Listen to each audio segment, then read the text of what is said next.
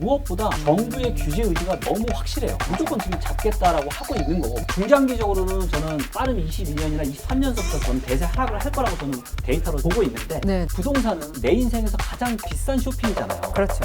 그리고 이 비싼 쇼핑을 어떻게 하느냐에 따라 인생이 너무 달라집니다. 네.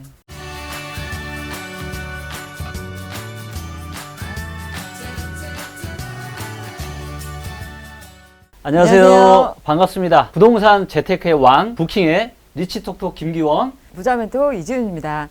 반갑습니다. 자, 지난 시간에 이어서 오늘도 팩트에 근거해서 다양한 이야기를 좀 해보도록 할 거고요. 그런 이야기를 하기 전에 네. 저도 이제 사실은 불인이었던 또 시절이 있었거든요. 부동산 투자의 성향에 대해서 먼저 네. 나의 성향은 좀 어떤지 이런 네. 것들을 팩트 체크를 하고 좀 가보면 좋을 것 같습니다. 저희 이제 리치고 팀에서 재미 삼아서 이렇게 한번 만들어 본 건데, 혹시 언제부터 이제 이 투자왕이 되신 거예요? 2005년도부터 이제 투자를 했으니까 네. 그때부터 불인이는 탈출하지 않았을까 이런 생각은 하고 있습니다. 그러셨군요. 예, 근데 이거 네. 리치고 이거 투자 성향 알려주는 거 너무 잘 네. 만드신 것 같아요. 재밌게. 네, 재밌죠. 여기에는 이제 보면은 투자왕도 있고, 간물주도 있고, 불운이, 예. 불인이가 아니고 불운이가 네. 또 있고요. 부활못이 있고, 불인이가 있어요. 그래서 요거를 하나씩 한번 짚어볼까요? 네네. 최근에 2년 동안 만약에 이제 부동산을 거래한 적이 있다. 센터장님은 최근에 2년 동안 부동산 거래하신 적이 혹시 있으신가요? 있죠. 있습니다. 있으시군요. 그럼 예스로 지금 한번 가볼게요. 네. 선호하는 부동산이 있다, 없다. 예스, 노. 예스. 예스. 어떤 부동산을 선호하세요? 전 주로 이제 아파트를 주로 선호하고요. 네. 토지? 네. 아파트와 토지. 네, 네.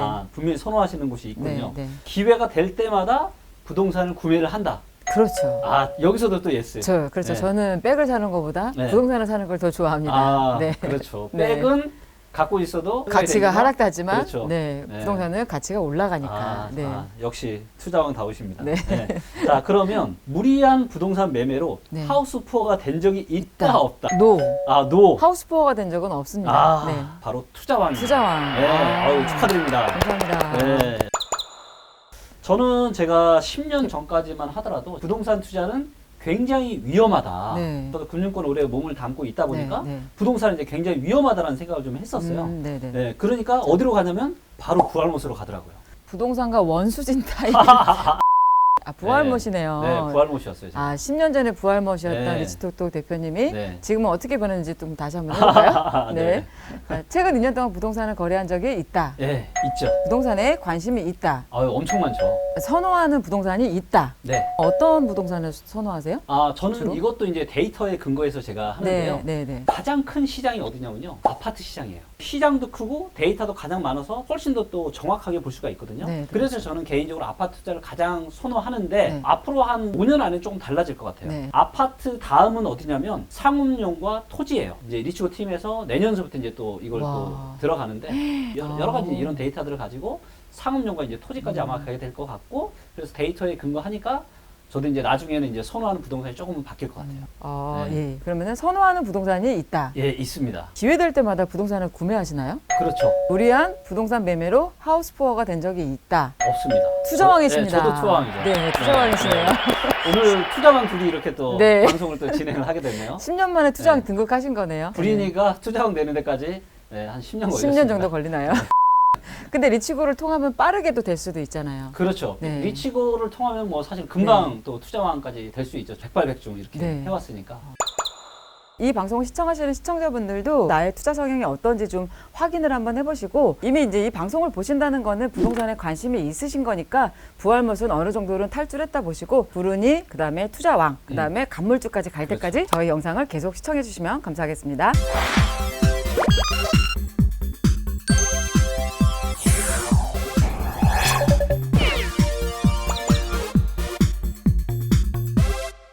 지금 온 국민의 지금 관심사가 지금 완전 초유의 관심사잖아요. 네. 지금 도대체 지금 서울 집값이 어떻게 될 거냐, 네. 계속 더 올라갈지, 유동성이 지금 시장에 버블을 좀 일으키고 있는데, 네. 앞으로 서울 집값이 좀 어떻게 될 것 같으세요? 서울 집값이 당분간은 네. 이제 추세가 살아 있기 때문에 네. 변수가 조금 있더라도 어느 정도는 올라갈 여지는 있지만, 네. 저도 이 시기가 한 번쯤은 꺾이는 시기가 온다라고 저도 판단하고 있습니다. 제가 먼저 결론부터 제가 한번 말씀을 한번 드려볼게요. 네. 이 결론은 틀릴 수 있습니다. 네. 다양한 데이터를 근거로 해서 하지만 틀릴 수 있어요. 큰 방향성은 2020년이나 21년 정도를 기점으로, 네. 그러니까 이때를 고점으로 서울은 이제 질해, 네. 일부 지방은 뜰해가 될 가능성이 저는 상당히 많다라고 봅니다. 당분간은 풀린 통화량이 너무 많아서 네. 올라갈 수는 있지만 네. 어느 정도 지금 마무리 단계에 네. 있다라고 저는 보여지고 있고요. 네. 자, 그러면 썰로만 풀 게 아니라 팩트를 한번 체크해 볼까요? 팩트 체크!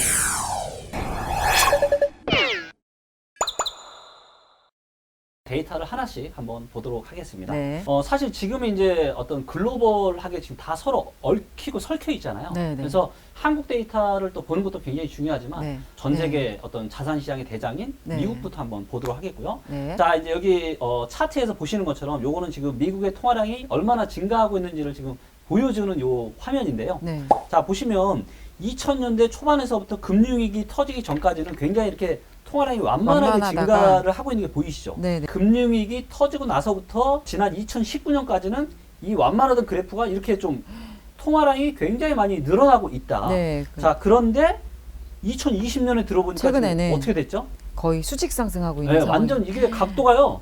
거의 90도예요, 90도. 네, 그러네요. 그러니까 네. 통화량이 지금 완전 미친 거죠, 지금. 네, 미친 그렇죠. 통화량이 지금 증가를 하고 있는 겁니다. 네. 좀 더 디테일하게 분석을 하기 위해서 자, 분기별 증감으로 보니까 1990년부터 2008년 금융위기 터지기 전까지는 뭐 분기에 많이 증가해봤자 대략 한 4% 정도 증가했거든요. 네, 통화량이 네, 네. 많이 네, 증가해도. 네. 그래서 굉장히 이제 어느 정도 통제 가능한 이런 범위 네. 내에서 움직였는데 네. 금융위기 터지고 나서는 이 통화량 증가가 2배 정도. 네. 그래서 많을 때는 한 8% 정도까지 또 증가를 했었어요. 와우. 네, 그렇죠. 굉장히 네. 많이 증가를 한 거죠. 보시는 것처럼 2020년 2분기에는 지금 2분기에만 통화량이 22%. 22%가 증가한 거예요? 그렇죠, 그렇죠. 와. 예를 들면 부동산의 총량은 정해져 있지 않는데, 네, 네, 네. 그렇죠? 네. 통화량이 22%가 늘어나면 부동산도 이론상으로는 같이 22%가 올라야 되는 게 맞잖아요. 그렇죠, 그렇죠. 그 공급량이 그대로 있다라고 맞아요. 한다면 주식도 어때요? 올라가야죠. 네, 그렇죠. 네. 사실 실물 경기는 좋지 않은 편인데 네, 네. 풀린 통화량이 너무 많다 보니까 네. 주식 시장이나 부동산 시장이 완전 지금 엄청난 지금 폭등세를 보이고 있는 것 같아요. 이제 앞으로 또 어마어마한 인플레이션이 또 일어나기 쉽겠네요. 맞습니다. 네, 네. 사람으로 비유를 하면은 한 손은 굉장히 차가운데, 네. 그러니까 실물 경기는 굉장히 지금 차가운데 네. 다른 한편으로는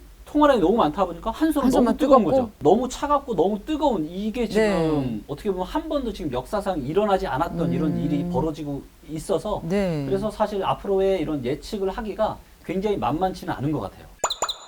자, 그러면 한국의 통화량은 얼만큼 늘고 있냐? 네. 그래서 한국의 요게 이제 밑에 있는 게 M1 통화량이고요. 네. 위에 게 M2 통화량이에요. 네, 네. 그래서 M1은 현금이라고 할 수 있는 거죠. 그래서 그렇죠. 현금과 일반적인, 하루하루 이자 붙는 뭐 CMA나 MMF에 있는 돈들, 네, 네. 즉시 현금 가능한 돈이 바로 M1이죠. 보시는 것처럼 지금 M1 통화량이 최근에 급증을 지금 하고 있죠. 네. 단위가 10억 원이니까 1000조가 넘는 네, 거죠. 지금 네. 1024조 정도 되는 겁니다. 지금 와. 올해 4월 달 네. 기준으로요. 네, 그래서 네. 보시는 것처럼 최근 코로나 터지고 나서 네. 3월, 4월에 지금 이렇게 급증을 하고 있는, 잘 아시겠지만 부동산 투자가 왜 좋냐? 통화량이 계속 늘어나니까. 증가하니까. 근데 부동산의 총량은 늘어나지 않으니까. 그렇죠. 이거 두 개를 서로 바꾸려면은 돈의 총량이 늘어난 만큼 그렇죠. 더 많은 돈을 주고 부동산으로 그렇죠. 바꾸는 게 맞는 거죠. 그렇죠. 네, 그렇죠. 그렇죠. 그래서 부동산에 투자를 하는 사람들이 중장기적으로 부자 될 가능성이 아주 많은 거죠. 그렇죠. 어찌 보면 부동산 가격은 네. 이게 쉽게 설명드리면 시장에 100채의 아파트가 있는데 시중에 총 도는 통화량이 100억이다. 네. 그러면은 아파트 한 채의 가격은 1억 원이 되는 그렇죠. 건데 네. 통화량이 어마어마하게 늘어서 네. 시중에 돈이 200억 원이 됐다. 아파트가 그대로 100채가 있을 경우에는 한 채 가격이 2억 이억. 원이 되는 그렇죠. 거잖아요. 그게 본전인 거죠. 그렇죠. 네. 그러니까 그렇죠. 부동산은 인플레이션 통화량이 늘어나는 것만큼 올라간다 이렇게 얘기를 그렇죠. 하는 거죠. 맞습니다. 네. 그렇죠. 좀 더 한국의 이 통화량 데이터를 또 분기별로 보면 네. 지난 이제 90년대 초반서부터 평균적으로는 분기의 통화량이 거의 맥스가 한 8% 정도였어요. 네, IMF와 같은 엄청난 이제 위기가 오니까 통화량을 훨씬 더 많이 푼 거죠. 경기 부양을 네. 해야 되니까. 네, 네. 기억나시겠지만 네. 이때 닷컴 버블이 생겼잖아요. 네. 코스닥 주가가 진짜 뭐 1년 조금 넘는 사이에 막 4배 이상이 올랐죠. 네, 엄청나게 네. 폭등을 네, 했었거든요. 네, 네. 그 이후에는 통화량이 이제 조금씩 회수를 좀 할 때가 있잖아요. 네, 네, 그러니까 네. 통화량 증가분 때문에 그만큼 어떤 자산 시장에 엄청난 버블이 버블 생겼는데 생겼다가 통화량을 이제 조금씩 좀 줄이니까 코스닥 시장이 어떤 엄청난 폭락이 폭락이 왔었고 오고. 근데 최근에 다시 한국도 통화량 증가를 시켰지만 네. 그래도 2분기에 어마어마하게 어마어마하게 늘어난 많이 건 증가를 한 아니지만. 거는 아닌 거죠, 네, 아직은. 네, 네. 예. 그러면 어떻게 또 하반기까지 가게 되면은 예. IMF 때처럼 비슷하게 또 늘어날 수도 있겠네요, 통화량이. 그렇죠. 예. 이렇게 또 사실 이건 또 추이를 좀 봐야죠. 그리고 네. 코로나 사태가 또 얼마만큼 길어지는지 심각해지는지에 따라서 네, 네. 통화량을 또 풀 거고요. 당분간은 어떻게 보면 통화량을 계속 풀 수밖에 없는 이런 상황이다라는 거죠. 그렇죠. 네, 네. 그렇죠. 네. 그렇기 때문에 한쪽 손이 계속 뜨거워질 수밖에 없는 거죠. 정부의 그런 이제 정책이나 규제나 완화의 그런 기조가 네. 기본적으로 물가 상승률 정도의 부동산 가격이 올라가는 거를 목표로 잡고 맞아요. 규제했다 완화했다 하는 그렇죠. 거잖아요. 근데 네. 지금 너무 이제 물가 상승보다 네. 너무 지나치게 많이 올라가는 거니까 규제를 네. 하는 부분이고요. 그렇죠. 네. 맞습니다. 네. 자, 그러면 과연 이런 사실 엄청난 유동성 때문에 지금 뭐 주식이나 부동산 쪽으로 엄청난 그리고 이제 24일 요번 달 이제 24일하고 25일에 삼성동 코엑스에서 부동산 트렌드 쇼라는 걸 합니다. 빅데이터와 부동산에 대한 그런 제가 강연도 하고 또 저희 회사에서 지금 이제 리치고 모바일을 만들고 있는데 아파트가 지금 얼마나 고평가인지 저평가인지 그다음에 미래 가격이 또 얼마나 올라가고 떨어질 건지 이런 것들을 다 알 수가 있어요. 그래서 베타 버전을 24일하고 25일에 코엑스에 오시면 보실 수가 있으니까 그때 또 시간 되시는 분들은 오셔서 보시면 좋을 것 같습니다.